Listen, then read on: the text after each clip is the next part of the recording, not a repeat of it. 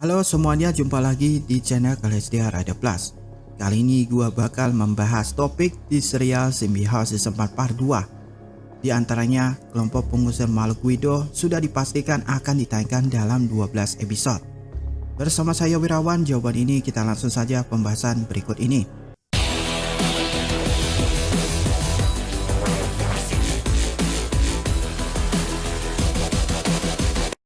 Seperti yang kita bahas video sebelumnya, Tunipas sudah dikonfirmasi bahwa Zombie House Season 4 Part 2 berjumlah 12 episode. Sekarang episode ini hanya tinggal setengah jalan lagi, dan saya ragu jika semua alur cerita bisa ditayangkan dengan rinci. Jadi kemungkinan besar perkembangan alur ceritanya akan sangat cepat.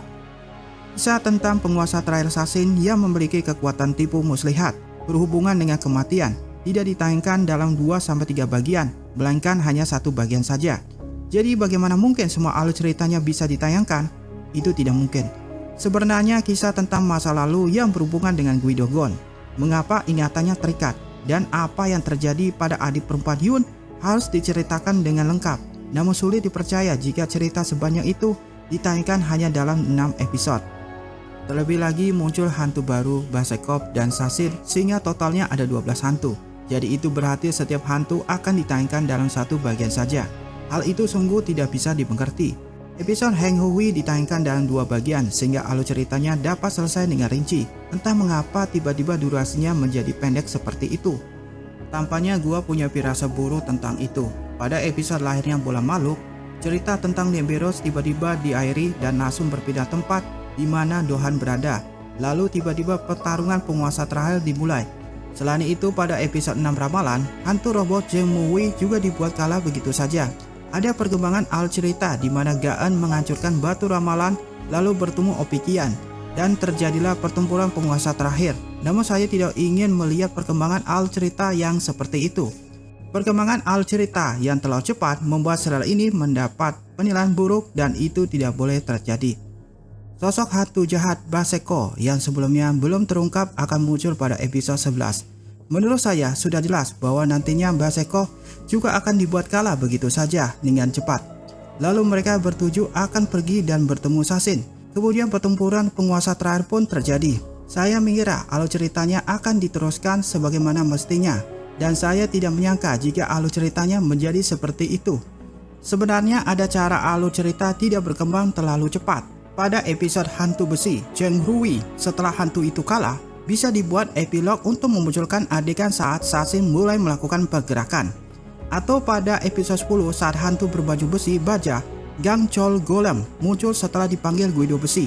Bisa ditambahkan alur cerita di mana Sasin muncul dan menghancurkan tempat tinggal Hari dan teman-temannya.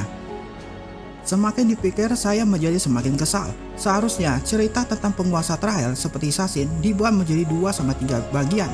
Namun justru hanya dibuat satu bagian saja untuk setiap hantu, dan saya tidak menyukai cara pembagian itu. Terlebih lagi episode ini semakin besar, bahkan seluruh karakter pun muncul, sehingga membuat saya sangat menantikan episode ini. Namun ternyata episode ini hanya berjumlah 12, yang akhirnya membuat saya cemas jika nantinya akan ada beberapa karakter yang tidak dimunculkan.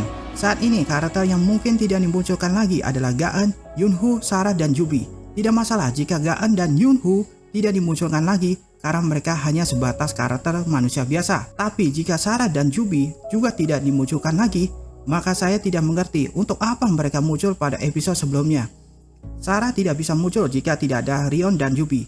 Jubi adalah karakter baru berwujud goblin langit yang bahkan belum muncul sama sekali, sehingga membuat serial episode ini semakin buruk dari banyak sisi. Masalah terbesar adalah Guido Gon. Apa sebenarnya rencana Guido Gon hingga para goblin lalu mendapatkan bola makhluk? Alasannya mengapa alur ceritanya harus dibuat seperti itu? Seharusnya lebih dijelaskan lagi, dan menurut saya tidak mungkin jika alur sepenting itu dapat diceritakan dalam setengah bagian episode saja. Kurasa saya yakin akan muncul adegan saat dia kalah bertarung dengan Kang Lim, lalu meminta maaf kepadanya dan Kang Lim yang melihat itu mengampuninya. Bagian penyelesaian episode Dohan dan Jumim adalah contoh nyata bagian yang mendapat penilaian buruk. Tetapi mengapa bagian penyelesaian yang seperti itu akan muncul lagi? Saya merasa setelah episode lahirnya bola makhluk, serial ini menjadi semakin tidak seru di setiap episodenya. Saya benar-benar berharap tidak muncul bagian penyelesaian yang buruk seperti itu lagi. Ibu Kang Lim yang memiliki peran penting di episode ini juga belum muncul, sehingga tidak dapat dipastikan apakah dia akan ikut dalam pertempuran. Alur cerita yang harus dimunculkan masih sangat banyak, termasuk cerita tentang Guido Gon. Dan inilah yang membuat saya tidak mengerti mengapa episode ini hanya berjumlah 12. Setidaknya cerita tentang Hari dan teman-temannya dibuat lebih panjang karena mereka pernah mendapatkan bantuan dari Ibu Kang Lim. Anggota kelompok Guido yang lain juga seharusnya diceritakan, dan nantinya apakah alur cerita saat kelompok pengusir makhluk Guido melawan Hari dan teman-temannya akan muncul. Saat pertama kali serial ini tayang dan memunculkan pertempuran antar kelompok, saya merasa senang karena ada serial seseru ini yang tidak kalah dengan negara sebelah. Tetapi lama-kelamaan serial ini dipertanyakan eksistensinya karena alur ceritanya menjadi tidak seru. Seharusnya dari awal mereka tidak membuat penonton berharap banyak seperti ini. Jadi pertanyaannya, mengapa Ian dan Rion ikut dalam pertempuran juga? Seharusnya diulas. Saya berharap serial musim ini tidak seperti episode lainnya Bola Makhluk. Oke, itu saja pembahasan topik kali ini. Jangan lupa klik like, subscribe, dan komen videonya. Terima kasih.